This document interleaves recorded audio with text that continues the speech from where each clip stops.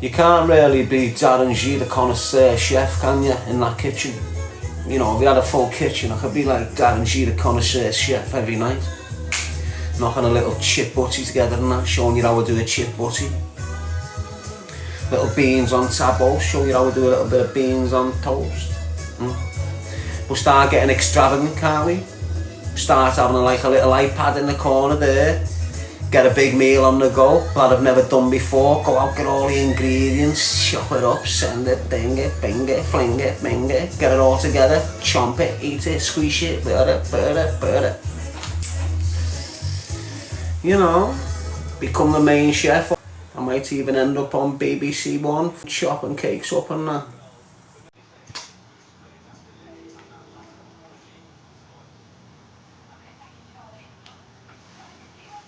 Are you in between houses, Daz? Great you are, you lad.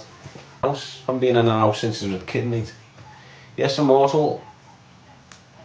Well, I stayed in my manners for a little few months, didn't I? Even the houses I was staying in since I've been released, they're just like shells. I think that's not these places, these one bedrooms. I'm ready for anything that they throw at us. Yes, El Perry, Casey Oliver. So anything this government throws at us, I'm ready for, mentally prepared for, physically prepared for. I know I can go without food for days. I know if we get locked down, being in this room by myself, locked down 24/7, is not going to damage me as much as it's going to damage all yous. I know me being locked down in this one room by myself is a lot better than being locked down in a house with 4 people. I know that. The amount of shit and the bickering and the bartering that these 4 are going to go through. Break families down in that lockdown didn't it? I think that lockdown was bad and good. It was good in the sense that it made people realise that you're with someone you shouldn't be. Like with all the distractions, when we're in COVID and we're in no lockdown, you had all the distractions in everyone's lives. So you had people living and cohabiting with people they thought is the partner for life and this is my bed. Even when you've had kids with them, they're still there because all the distractions disappear. Now they're realising they don't even really like each other. Or I don't really like him. So a lot of people came away from each other, didn't they? Yes, and more. You know, for loads of different things though, weren't it? Yes, TikTok.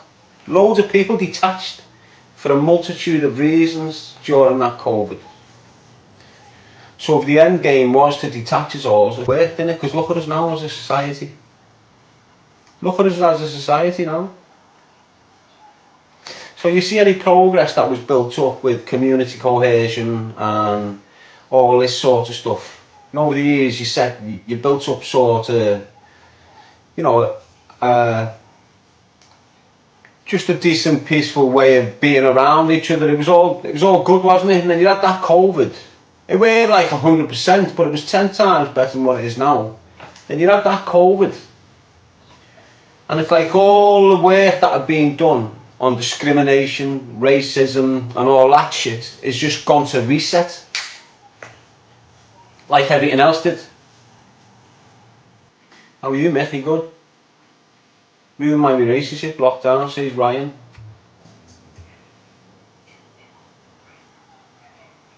How?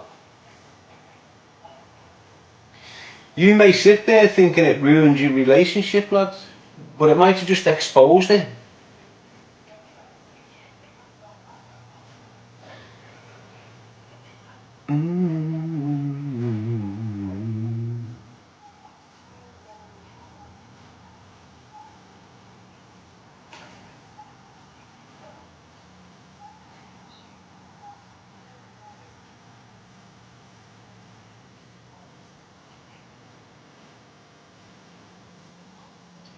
You know what, I just think I've got all mad growths all over my body.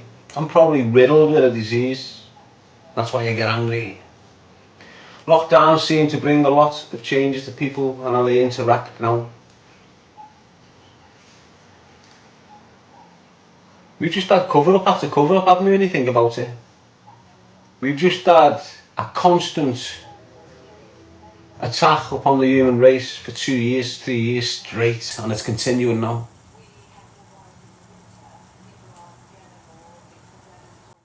Yes, everything about us is being getting attacked by the people we think are meant to look after us.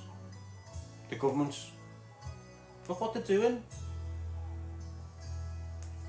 Alright, so look, I go and see a psychologist to get my head better, she makes it worse.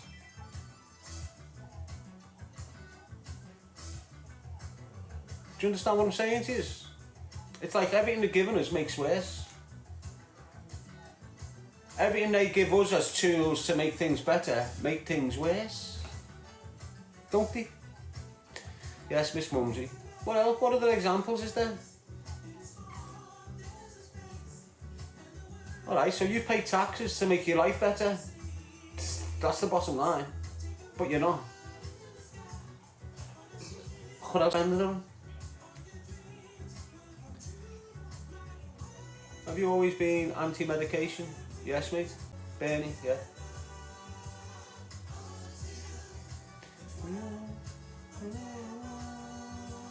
I was convinced to take a sleeping tablet off a doctor, which made me feel horrible and messy and weird, and it's just I kid myself. Yes, 3M. Sound Dan. I kid myself. Gemma Roberts. In the sense of I just feel it's a frequency and an energy that your mind's got to adapt to. That's what I think it is that's going on with most people's mental health now around. They just don't realise that you've just got to get onto that frequency and stick with it. You know when you're on it because you feel good. When you're on your correct frequency, you feel blessed, you feel great, nothing can stop you, nothing's worrying you. And then something kicks in which makes you drop your frequency, and then you feel lost and you feel like everything's a little bit messy for you, don't you? I think it's about identifying and what knocks you off your frequency, because it won't just be a physical thing, it'll be a psychological thing that can knock you off it. So I think it's like a process of elimination. You know, you're getting them moments where you are feeling great, and then all of a sudden you're just not feeling great. It's because you've been knocked off your frequency. So the more you do that, the more you're going to be able to see, hang on, I was, and then he or she or that or this came. I've just completely changed since he's gone, or since whatever. It's up to you to eliminate that. Even if it makes you lonely, at least you're waking up every morning on that high frequency, feeling blessed, feeling like nothing to worry about in the world, helping everyone, encouraging others, because that's what happens with that frequency. When you're feeling absolutely great, you want everyone else to feel it well. So it's about fountains and drains, says Judy. It's about understanding the things that knock you off your frequency, basically. Any people, any topics, drugs, situations like this. It's in your own interest to work on yourself to get rid of that, so you can have that feeling. And when you've got that feeling in the mind, everything's possible for you. When you've got that vibrant, full of everything's a goal for you. What makes you happy? Becoming your higher self all the time. That's what it is, Gemma. Self-enlightenment. Self-awareness, be your own consultant. There's a lot of things in common between us. In the sense of like our emotional capacity. That's something we've got in common. Every one of us. Every single one here now has got an emotional capacity within themselves, and it's all about so look, me experiencing anger and her experiencing anger is exactly the same emotion, exactly the same process. She's getting angry the way I can get angry.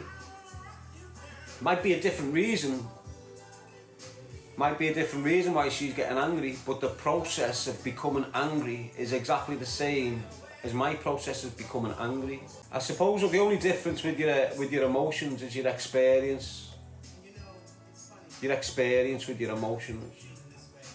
You know, if you've been upset an awful lot, if you've been sad an awful lot, if you've been angry an awful lot, and all the other emotions that exist, if you've had enough time to battle them, eventually you're able to control them.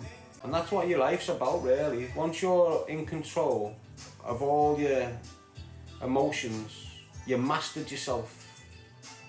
And once you've mastered yourself, your level of consciousness elevates, which enlightens yourself. So I manipulate my emotions.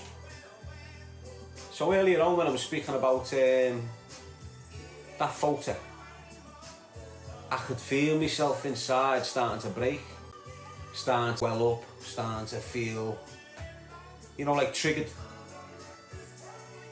So I got angry, and it stopped the triggering, it stopped the upsetness straight away, and I could speak again within a minute. Whereas if I wouldn't have switched it to anger, I probably would have broke down, come off the phone and been a mess for a bit. So that's me manipulating my emotions to combat each other. Music is the best drug in the world. It's not a drug.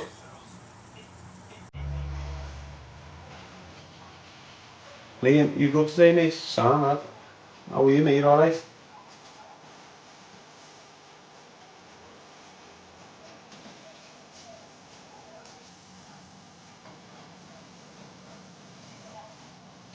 What about all these youngsters going to be prime ministers and that now? Funny, aren't they? Music is a piece of art, and it's created. In theory, your music can take you anywhere in the head. It can't. It'll take you that one place. Can't take you anywhere. It can take you that one place, depending on what the track is, depending on where you was, depending on what it means to you. How do you mean just going in a club, not really understanding the music, just listening to the tempo and going off your barney? How's things, Mr. G? Yeah, up on it. Like there's a few songs, isn't there? Funeral songs, favourite songs of some person, and the minute you hear them, bang, you're right back there, aren't you?